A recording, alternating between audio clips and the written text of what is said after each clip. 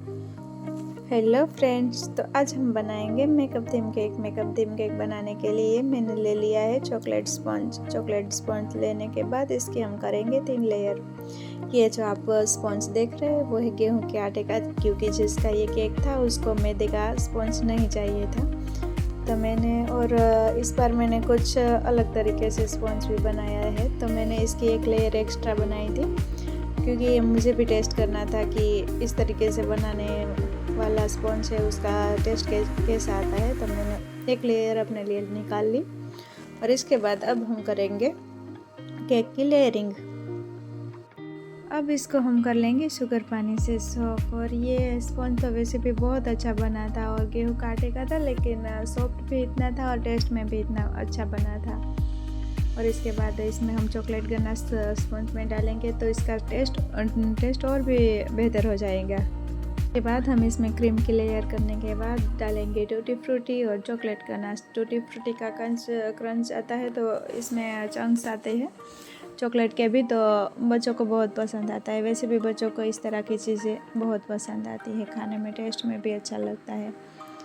और इसके बाद हम इसको भी कर लेंगे मिक्स। अच्छी तरह से मिक्स करने के बाद अब दूसरी लेयर लगा देंगे। और दूसरी लेयर के बाद ऐसे ही मैंने कंटिन्यू 3 लेयर लगाई थी, क्योंकि ये बहुत हाइट वाला नहीं था। अगर हाइट वाला होता है तो हमें और लेयर की ज़रूरत पड़ती है।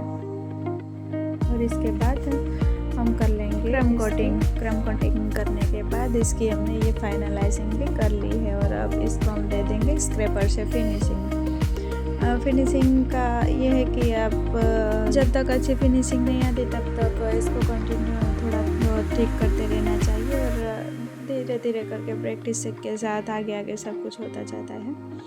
मेरा भी अभी चल ही रहा है, मैं भी अभी ज़्यादा अच्छी फिनिशिंग देने की प्रैक्टिस कर रही हूँ। और इसके बाद हम इस तरह से डिज़ाइन बना लेंगे, क्योंकि ये मेकअप थीम के स्टिकर उसके ऊपर आ जाएगी तो इसका ऊपर का सरफेस तो वैसे भी दिखने वाला नहीं है।